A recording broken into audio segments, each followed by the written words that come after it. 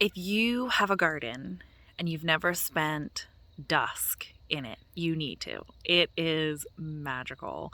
I had no plans to record a video. As you can see, I don't have any makeup on. And it probably should be mentioned about the makeup thing. I mentioned I don't have makeup on. In my videos, I don't wear much makeup. I put mascara on. My eyelashes are really blonde. And so oftentimes it looks like I don't have eyelashes, or sometimes it can. So mascara just, makes my eyelashes actually appear. But other than that, I do not wear any makeup. And I think that I might have waxed off a little bit of my eyebrow here. So for your humor pleasure, there you go. We are all human, even if we are on YouTube. We wax our own eyebrows off. I think that's what happened. I was in a hurry trying to get ready for some Easter family photos or Resurrection Day family photos, and was in too much of a hurry. And don't wax your eyebrows when you're in a hurry. But you know what? All authenticity here on God's Garden Bench. I'm here to remind you that I'm just a person too, and this is what I look like with no makeup on and my hair not done after a hot day and a hoodie. I'm just sitting on the garden bench, one of my favorite places to be. I had to come on here and share this with you guys. It's just magical. If you've never spent time in your garden at this time, I think it's about 7:30 here for me right now. And it's going to, extend as the summer goes on. But it is truly a magical time in the garden, and I'll try to take some footage, but I don't know if it's going to completely do this feeling justice. But the sounds and the peace, and you can almost feel everything kind of winding down, and then the night creatures waking up, so the crickets and the peeper frogs, and there's this nice beautiful breeze after a hot day. And I'm working on getting the garden decorated, which you guys are going to see a whole video about.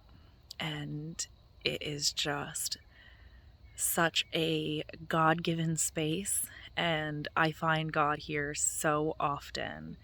And he is just shows himself so amazingly in my garden.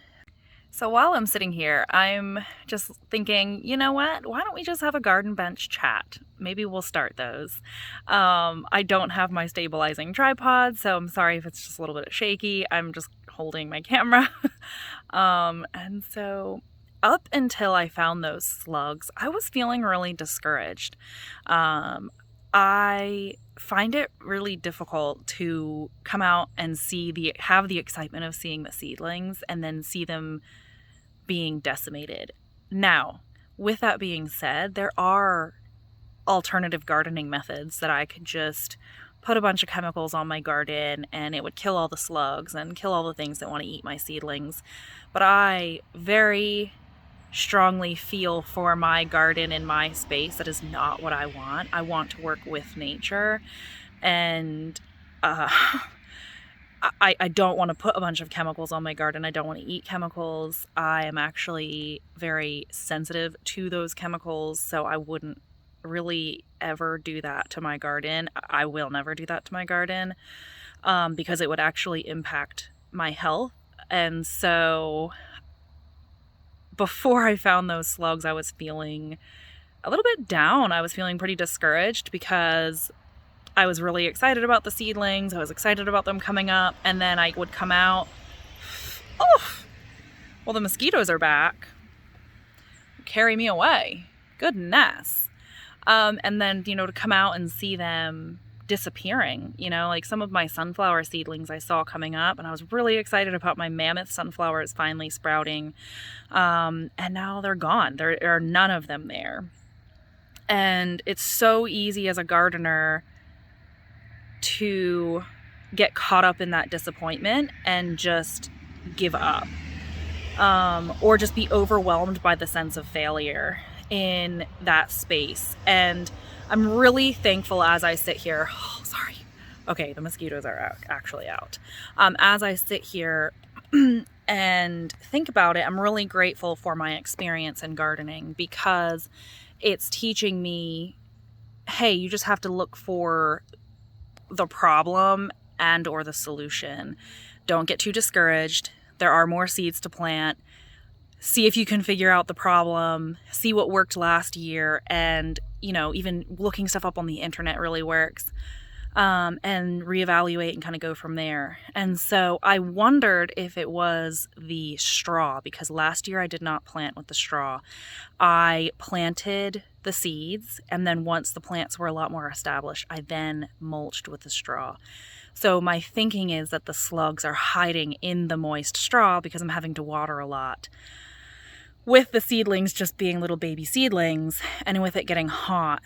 So, I mean, the slugs are living their best life with a buffet of little baby seedlings to munch on.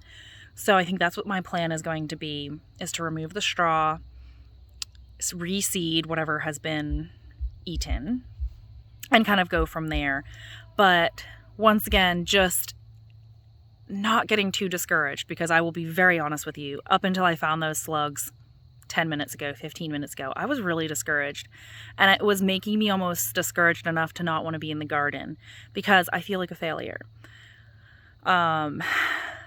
You know, like, what is going on? I don't know. There are so many possibilities that it can be, and once again, as I mentioned in my last video, I can fall victim to the analysis paralysis game and the immense what ifs, and sometimes that can be very overwhelming for me. I can get very bogged down in that mind space. So I'm very grateful to God for showing me those little slug buddies so that I now know what is going on and I can have a plan and go forward with confidence, with at least the knowledge that I have a direction to walk.